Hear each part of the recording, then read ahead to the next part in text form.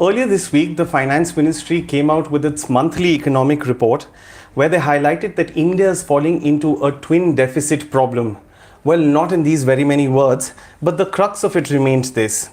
But what is this problem that we are talking about? How closely is this twin deficit problem related to global factors? How much of the problem is domestic? And what are the solutions going forward?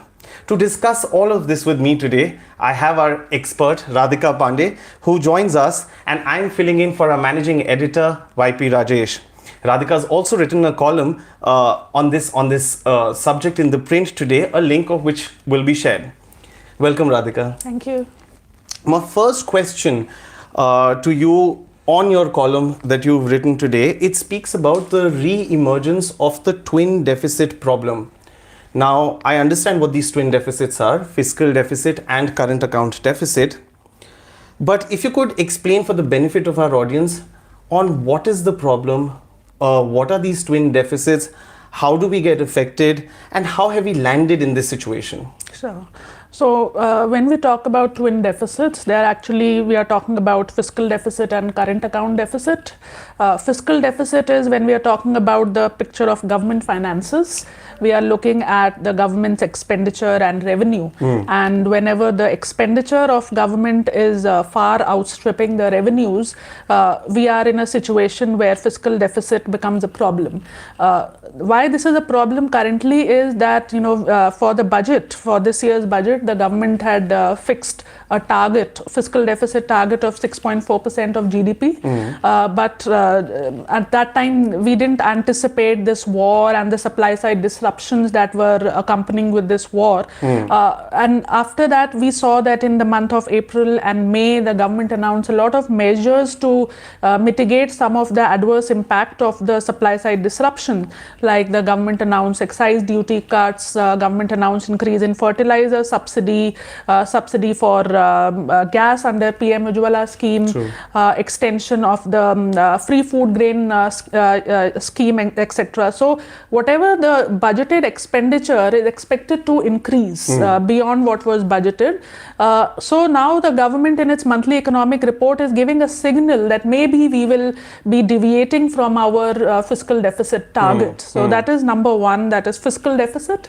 The other deficit that we are talking about here is the current account deficit, which is our balance of payments position. Again, due to the war, the problem is getting acute because we import almost 85% of our crude oil requirements.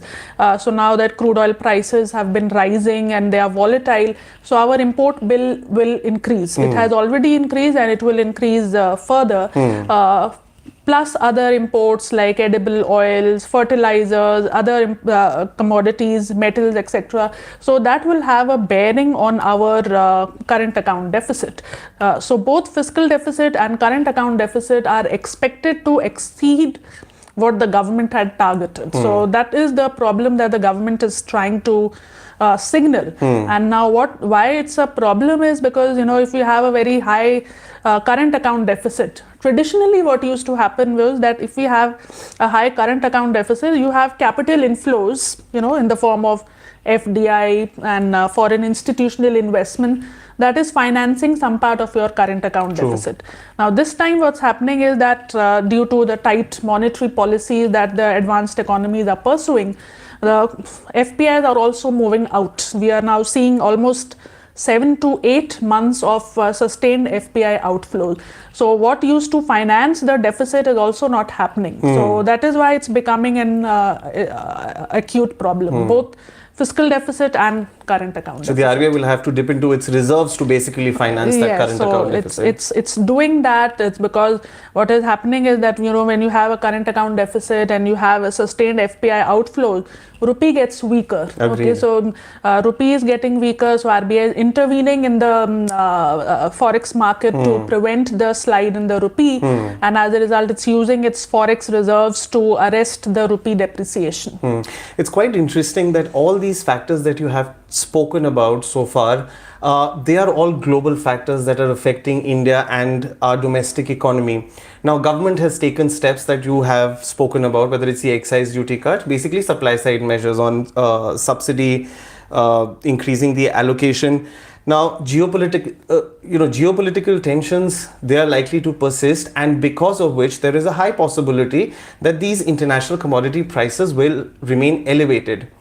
What is the solution? What can the government really now do in order to address the situation so that it doesn't affect our macroeconomic stability in terms of the deficits that you've spoken about? Yeah, so the government is highlighting the problem, right? The government has highlighted that deficit is going to increase. It's at least not in the denial mode that, we are all fine, our fiscal finances are fine. They are acknowledging that, finances is going to become a problem. So now what the government needs to do, there is a lot of, complex policy choices in front of both the government as well as the Reserve Bank.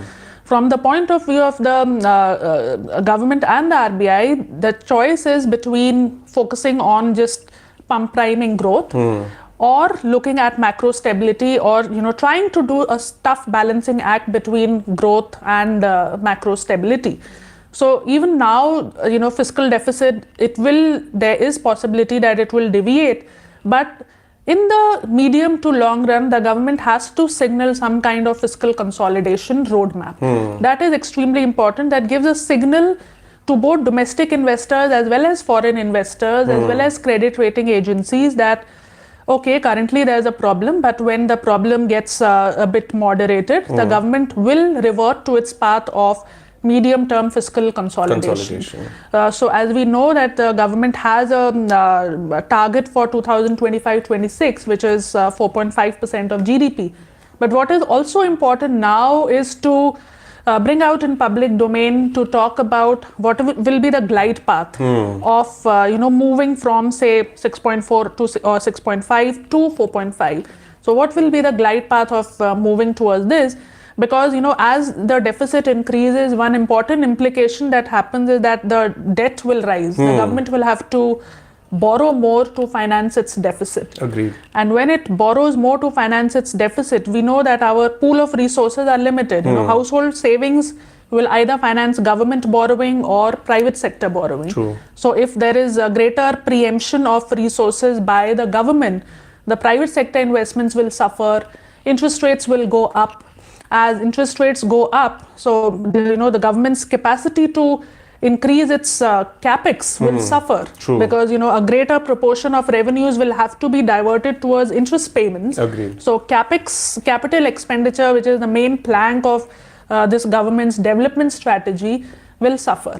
So what the government has been saying is that to manage fiscal deficit, they are going to, what is critical is to control the non-capex expenditure, which is, not the capital expenditure, but the other revenue expenditure, the recurrent expenditure, or some kind of, if there's scope for reducing the unproductive expenditures, that is where the government can, there's a scope for reducing that. Because on capital, they have made it very clear, and that's rightly so, that they are not going to compromise on capital expenditure. In fact, they are encouraging states also to increase their capital expenditure. So what is important is to cut down on the other unproductive expenditures so that the deviation on the fiscal deficit front can be managed.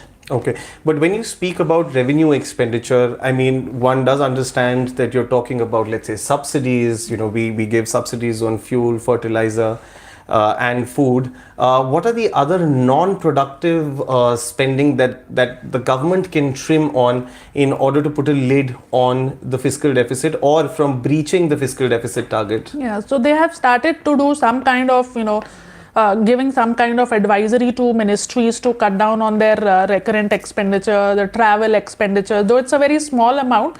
But going forward, that is what they are trying to do, that, you reduce your travel, you cut down on the unproductive, wasteful expenditure. But you are right, there are some expenditures which are committed. Okay, like salaries and pensions, you cannot cut those. It's only to some extent that kind of expenditure can be managed. And also on the subsidy front, we had fixed subsidy. In fact, if you look at the budget, we see a decline in the trajectory of expenditure on subsidies. But due to the external factors, the subsidy expenditure of the government has increased.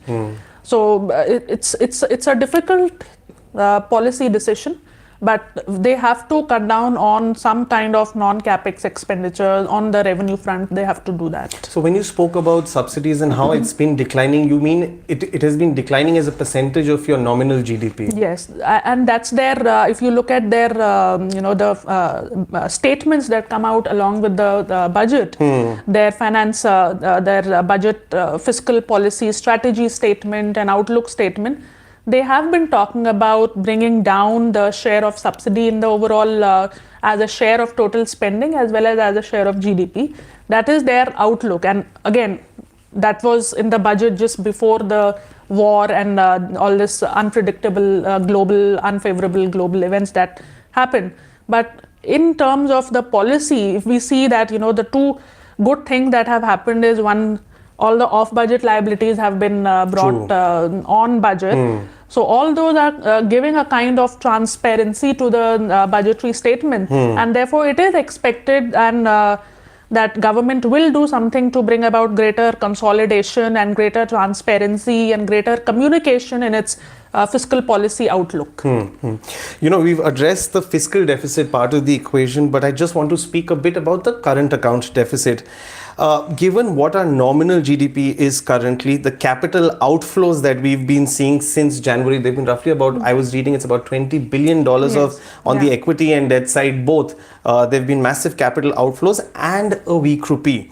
Now, what is the appropriate level of current account deficit that India needs to target to make it more affordable given our capital flows, because if RBI has to dip into its reserves every now and then, it does shake the system a bit, doesn't it? Yes. So, managing current account is equally critical as having some kind of fiscal consolidation roadmap. So as I said, current account deficit, if you look at the pandemic year, in fact, we had a current account surplus because of low demand, our imports were limited, and our exports we did quite well on exports. And inflows were also robust. In fact, last year we had a net inflow of capital flows. And in this year, even, as you rightly pointed out, we already have an outflow of around $26 billion of outflows. So that compounds the problem, that aggravates the problem, because on the one side, India traditionally has a deficit on current account because India is an importer of oil. Net importer. India imports gold, India imports oil. So it has a deficit, but a lot of that is financed through capital account, but that is also becoming a problem. So if, the current account deficit, normally it is understood as around 1.5 to 2% of GDP. It is manageable, it is sustainable. The problem arises when it's just, these are all like psychological figures, some kind of, comfort that you can draw that, current account deficit is not unsustainable. But now what we expect, if the oil prices remain elevated, even if they remain around $105 to $110 per barrel, current account deficit might shoot to 3% of GDP. And if that happens, or even if it rises more than that, then it will put a persistent pressure on the rupee, and then RBI has to decide whether it will intervene in the market or not.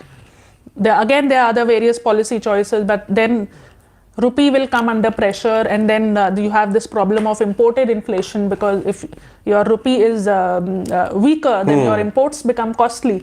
As it is, you have inflation, and then imported inflation problem will further aggravate your inflationary pressures. So what I understand from current account deficit being sustainable or unsustainable, is it really decided by our capital flows, that as long as our capital flows are enough to finance our current account deficit, it's sustainable, but if RBI has to dip into its reserves, maybe then it becomes problematic. So even if RBI has to intervene, sometimes, if it has to intervene to manage excess volatility, it's fine. Sometimes on some occasions. But nowadays what we are seeing, even though the intervention data comes out with a lag, what we understand is that for the last 2-3 months, RBI has been aggressively intervening in both the spot market as well as in the forwards market to arrest the rupee slide. And a de facto measure to look at the intervention is to look at the forex reserves. That we saw that forex reserves have been falling below the $600 billion mark. So this means that the Reserve Bank is actively intervening to prevent the slide in the rupee, given that our capital account is also showing a persistent FPI sell-off, and there is no, in the foreseeable, in the coming few months, we don't see a reversal happening, a sustained reversal of, from outflows to inflows happening, because the US Fed has said that they are going to raise the rates at least till the end of this year to manage the inflation, which is at a 40-year high. True. So that will further aggravate the FPI sell-off, and US dollar will become more stronger. There will be more outflows. So current account deficit is going to be a problem. In all this discussion, you also mentioned about imported inflation and how that is impacting our headline inflation. Now, it's increasingly becoming more entrenched. You've also mentioned it in your column. It's become more broad-based, meaning it's across items. It's not just limited to, let's say, crude or a few more items. It's become broad-based. Are we off the peak levels, or is there more pain ahead? And why I ask this is because in April, we've seen CPI peaking to about 7.79%, if I'm not wrong. But subsequent month in May, we've seen it coming down. So you think from now, in your calculations, have we hit the peak? Are we coming down from there? Or this level is likely to persist the whole year? So in May, what we saw, the decline was primarily due to the base effect. So if we look at, the month on month, what happened from April to May, we don't see that there is a decline. In fact, there is a month on month, if we see, there is an increase. Year on year is also, the calculations are impacted by your base effect. So it's also useful to look at what is happening from April to May, what we term in economics term as the momentum of inflation. So that has not come down. And so long as, it remains above the 6% mark, it is a problem. And as you know that, inflation targeting regime, if you look at the legal framework, if the inflation target remains above the 6% mark for 3 consecutive quarters, it implies a failure of the inflation targeting regime, and then RBI has to give an explanation about what needs to be done to manage inflation, what are the reasons for the failure, and what steps will be taken to bring inflation back to the inflation target. So long as it remains above, I think the Reserve Bank will be increasing rates. And even, very important is to look at the MPC members' commentary, their minutes that were released 2 days back. And we see that there are some members who are quite hawkish. They feel that, interest rates should be raised at least to a level that you get a positive real return. Rates, okay, so that your interest rate is at least higher than the inflation level, so that you promote savings, you promote financial savings. Otherwise, what's going to happen is that most of your savings will be going towards gold and other physical assets, rather than financialization of savings will not happen. So I think going forward, at least for 2-3 months, we should see Reserve Bank raising rates, at least raising rates to the level of inflation, at least getting to a zero real rate of interest, if not more. So that is, inflation will remain elevated, and the Reserve Bank will have to hike rates to at least 3 or 4 more meetings to get to a reasonable level of real rate. Okay. We will now open the floor to questions, and I've already got so many questions from my team. For you viewers who've asked questions on our live program today, the first question has come from Aditya. Radhika, he asks, if US goes into recession and continues to face inflation, do you think US government would rethink its sanctions on Russia to ease out fuel prices? So US recession is becoming a very, it was earlier considered that it's going to be a remote possibility, but now we see that, the various economists and agencies have forecasted that the possibility of US turning into a recession is quite high. At least it's now 60% that US might face a recession. So that is again, negative growth rate. And when you have a negative growth rate, you can see that, the demand will come down. So I don't see a one-on-one relation that, if the US sinks into recession, there will be a reduction in sanctions. That's a different diplomatic and external policy. But on the economy front, it will lead to another re-engineering or recalibration of all the other flows, because if the US sinks into recession, then these high interest rate policies will have to be reversed. The Fed has to go slow on increasing rates. There will be slowing down of prices, and then the system will take a turn which is different from what we are seeing now. So they have to make sure that they do a balancing act which doesn't hurt demand too much. Yeah, so that is what they call as a soft landing. But now what we are seeing is that given high level of inflation and other factors like unemployment, there is a possibility that the US comes into a recession. They have already forecasted a contraction, which is what is termed as a recession. At the same time, inflation remains high, which means that US might come into a stagflation kind of a situation.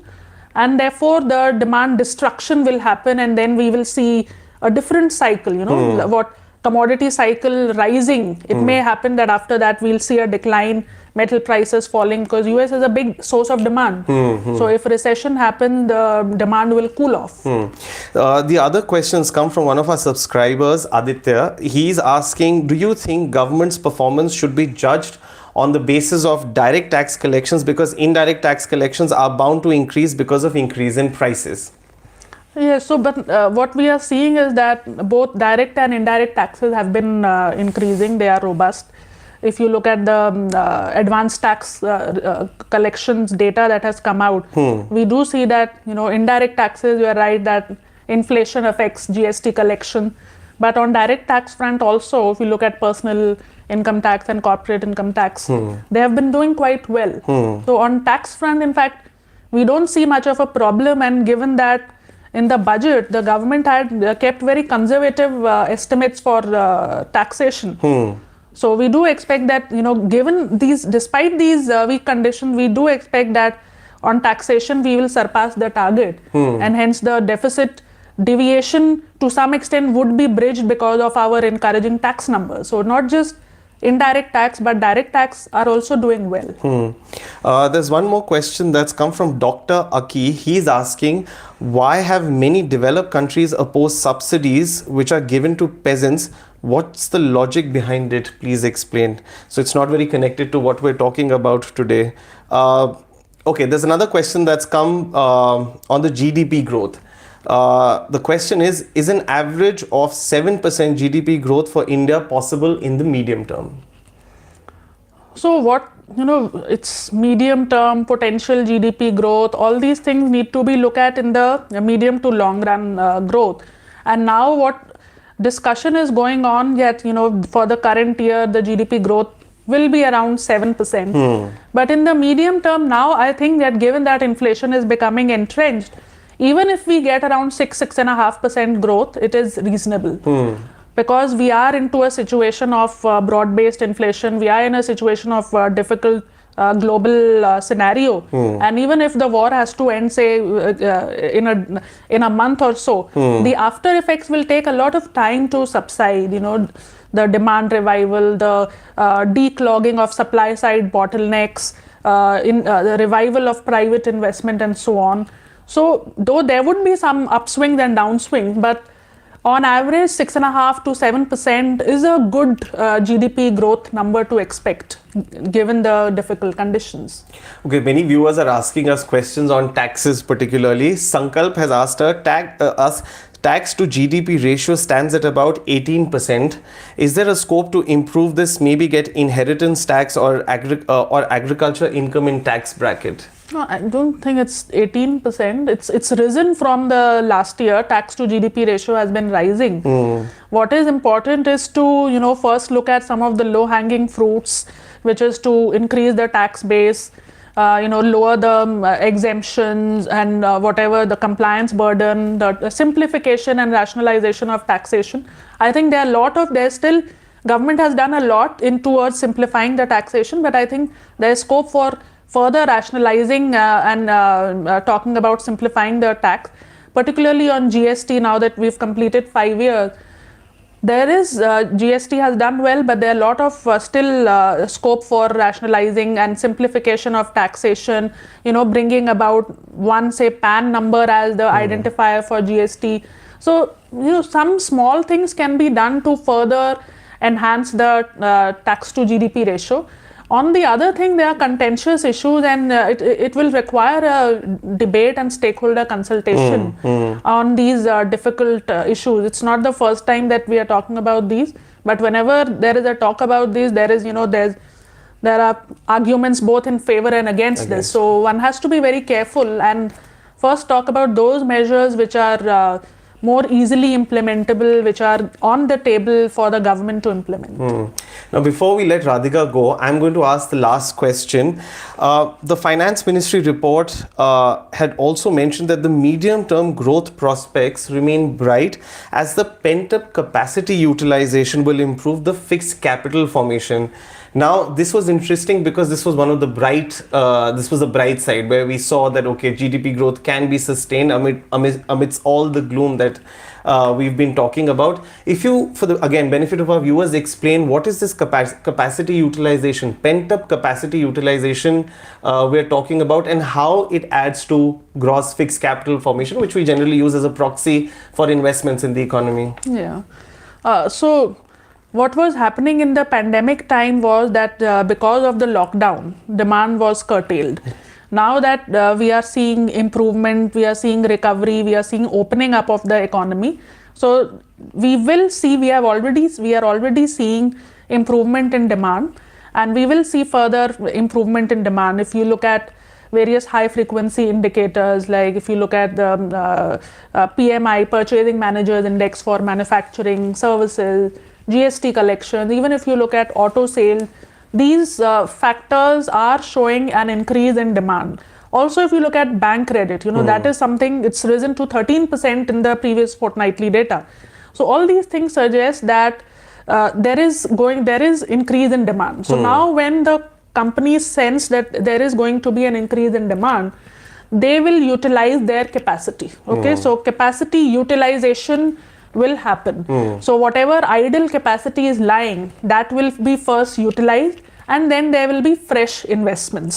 So during the pandemic time, capacity utilization had fallen below 70, and now we are seeing, if you look at the Reserve Bank governor's statement in the June policy, he mentioned that the capacity utilization has increased to 75%.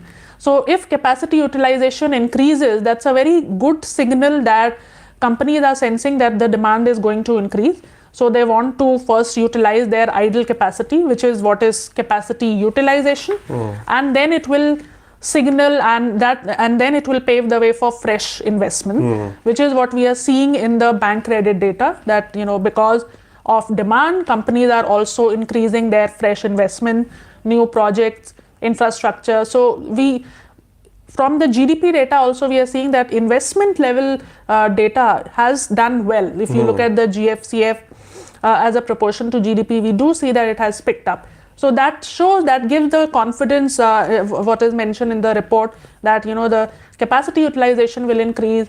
That will pave the way for fresh capacity creation or fresh investments, and that will help in growth, because on the one side government is giving capex push, and on the other side, if the private sector investment also rises, that is a bright spot for the economy on a medium-term growth.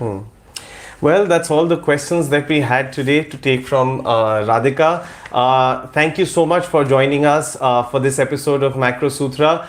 Do subscribe to our YouTube channel if you like our videos, and follow us on Instagram, Twitter and Facebook. Thank you so much for joining.